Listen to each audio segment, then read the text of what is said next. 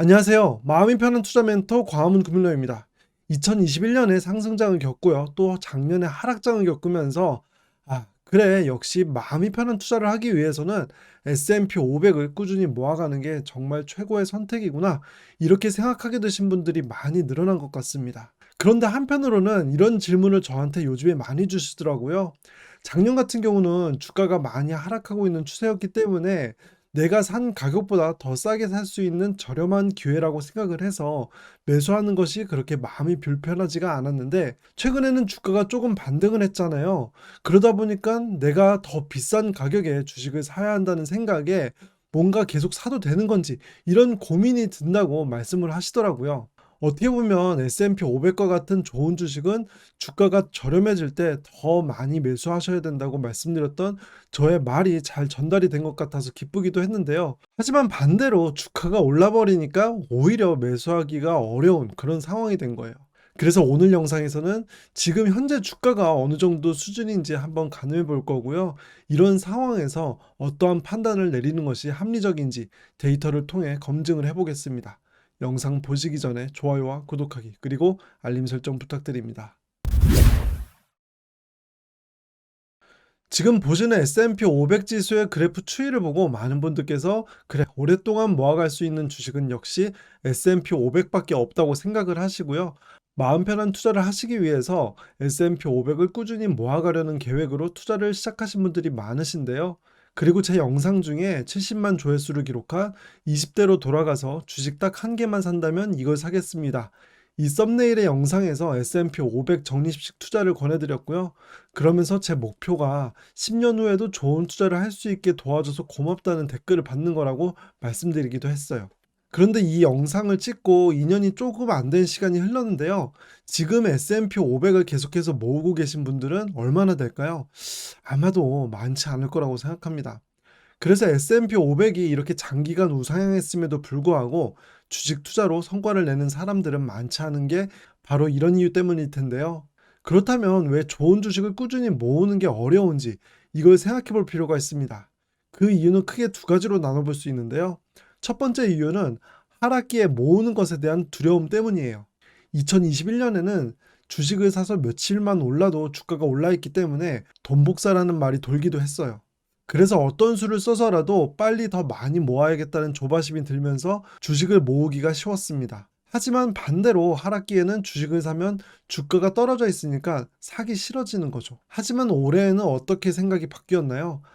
역시 광화문 금융로 말대로 하락기에 많이 사뒀어야 했는데 그러지 않아서 안타까운 마음을 갖고 계신 분들이 많으시죠? 그리고 동시에 더 싸게 살 수 있었는데 주가가 올라서 더 비싸졌으니까 매수하기가 싫어지신 분들이 많으실 거예요. 그리고 요즘에 무서운 뉴스도 많이 나오고 있잖아요. 상업용 부동산이 붕괴할 거라고 하고 경기 침체가 일어날 수 있다는 뉴스들 말이죠. 괜히 이런 뉴스들이 더 눈에 잘 들어오면서 사지 않아야 하는 이유들이 늘어나게 됩니다. 따라서 예전 같으면 주가가 오를 때 매수하기가 쉬웠는데 한 번의 하락장을 겪고 나니까 선뜻 매수하기가 어려워졌고요. 이게 좋은 주식을 꾸준히 매수하기 어렵게 만드는 두 번째 이유입니다. 결국 주가가 하락하면 하락하는 대로, 상승하면 상승하는 대로 S&P 500을 꾸준히 모으는 걸 방해하는 이유들이 존재하는 거죠. 그렇다면 지금은 상승장이 맞는 걸까요? 여러분들께서는 어떻게 생각하시나요? 제가 생각하는 정답은 구간을 어떻게 잡느냐에 따라 지금이 상승장일 수도 있고 한일 수도 있다는 건데요. 최근에 뉴스들을 보면 상승장이 더 지속될지 아닐지에 대한 관심이 많은 걸 확인할 수 있어요. 즉, 지금이 상승장이라는 것을 전제로 생각하는 거죠. 하지만 성과 측정 기간을 좀 더 넓게 잡아서 2022년 이후로 보면 여전히 수익률은 고점 대비 마이너스예요. 그래서 내가 당연하게 상승장이라고 받아들이는 것이 과연 맞는지 이걸 생각해 볼 필요가 있고요. 원래 내가 S&P 500을 장기 적립식으로 모아가는 계획을 세웠던 투자자인데 5개월 동안의 주가가 10% 정도 오른 것 때문에 더 모을지 말지를 고민하는 건 장기 적립식 투자의 컨셉하고는 약간 맞지 않은 판단일 수 있다는 걸 생각해야 합니다. 그리고 우리가 함께 여러 데이터를 통해 확인한 것이 S&P 500은 투자 기간이 길어질수록 더 좋은 성과를 거둘 확률이 높다는 거였잖아요. 따라서 단기간의 성과를 보고 매수와 매도를 판단하는 것보다는 어떻게 하면 더 오랫동안 투자를 할 수 있을지를 고민하는 것이 더 현명할 때가 많습니다. 더불어 최근 주식시장의 하락세는 중앙은행의 금리 인상 때문에 발생했잖아요. 금리 인상은 여전히 진행 중에 있고요. 그래서 올해만 뚝 떼어서 성과를 파악하기보다는 금리 인상의 영향이 본격화된 2022년부터 하나의 사이클로 보는 것이 더 합리적이라고 판단합니다. 저와 비슷한 관점으로 저스트 킵 바잉의 저자 닉 매기울리는 최근에 주식시장을 하락장 이후의 횡보장이라고 정의를 했습니다. 이 분석 자료에 의하면 지금은 단기간의 주가 상승으로 매수를 망설일 타이밍이 아니라 계속해서 매수할 시기라는 것을 다시 한번 확인할 수 있는데요. 이 실험에서 하락장 이후의 횡보장은 주가가 20% 하락한 이후에 9개월 동안 주가 흐름이 플러스 마이너스 2%가 된 상황으로 정의를 했습니다. 지금 보시는 표는 앞에서 말씀드린 하락장 이후에 횡보장이 이어졌을 때 1년 후 성과를 나타낸 건데요. 다른 일반적인 상황에서의 성과와 비교를 한 그래프입니다. 회색은 모든 상황에서의 1년 후의 성과이고요. 붉은색은 하락장 이후 횡보장일 때의 성과예요. 그리고 가로축은 수익률, 세로축은 발생한 횟수를 뜻합니다. 한눈에 보기에도 붉은색으로 표시된 부분이 플러스 수익률인 오른쪽에 더 많은 걸 확인할 수 있고요.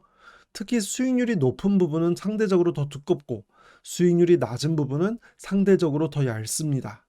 그만큼 상대적으로 더 성과가 좋았다는 것을 의미하죠. 그리고 앞에서는 1년 후의 성과를 알아봤다면 지금 보시는 표는 5년 동안의 성과인데요. 자주 말씀드리는 내용이지만 S&P 500과 같은 좋은 주식은 보유 기간이 길수록 마이너스 수익률의 확률은 낮아지기 때문에 앞에 1년 투자했을 때보다 대부분 플러스 수익률의 범위에 있는 것이 공통적이고요. 이번에도 역시 성과가 좋은 부분의 면적이 붉은색으로 표시된 부분이 더 넓습니다. 그리고 인플레이션을 반영한 실질 수익률로는 붉은색으로 표시된 부분의 평균은 7.9%였고요. 회색 부분은 7.2%였습니다. 따라서 데이터로 판단하면 지금은 다른 때보다 더 적극적으로 매수해야 하는 시기일 가능성이 높고요. 역시 기존에 매수하려는 계획을 실천하는 것이 합리적인 선택일 가능성이 높다는 것을 의미합니다. 그런데 요즘엔 단순히 주가가 오른 것뿐만 아니라 경기 침체가 있을 것이라는 불안한 경제 전망 때문에 매수를 더 망설이게 되는 분들도 계실 텐데요. 이에 대해서는 투자의 대가인 앙드레 코스톨라니의 저서의 문구에서 한 부분을 인용해 보겠습니다. 한 남자가 개를 데리고 산책을 한다. 보통 개들이 그렇듯 주인보다 앞서 달려가다가 주인을 돌아본다. 그리고 다시 앞으로 달려가다가 자기가 주인보다 많이 달려온 것을 보고 다시 주인에게 돌아간다. 그렇게 둘은 산책을 하면서 같은 목표에 도달하게 된다. 주인이 1km를 걷는 사이 개는 앞서가다 돌아오기를 반복하면서 약 4km를 걷게 된다. 여기서 주인은 경제이고 개는 증권시장을 말하는데요. 경제 상황이 좋다고 해서 주식시장이 꼭 발맞춰가는 건 아니고요. 경제 상황이 나쁘다고 해서 주식시장도 함께 후퇴하는 것은 아니라고 투자의 대가가 말하고 있습니다. 그리고 실제로 과거의 여러 사례에서도 막상 경기 침체가 확정된 이후부터 불확실성이 해소되었다며 주가가 오를 때도 있었고요. 당연히 경기 침체와 함께 주가가 떨어질 때도 있었습니다.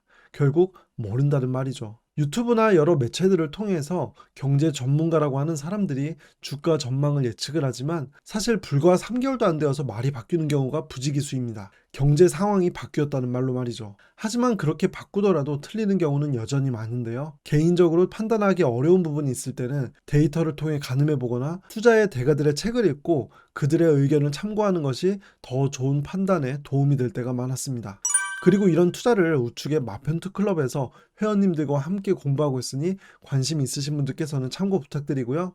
주식시장에는 투자 심리를 불안하게 하는 여러 뉴스들이 있지만 좋은 주식은 처음 마음먹은 대로 꾸준히 매수할 때 좋은 성과를 낼 수 있습니다. 이 점 꼭 기억해 주시길 바라고요. 오늘 제가 준비한 영상은 여기까지입니다. 저는 제 영상이 행운을 가져다 드릴 수 있길 바라고요. 영상 끝까지 시청해 주셔서 감사합니다.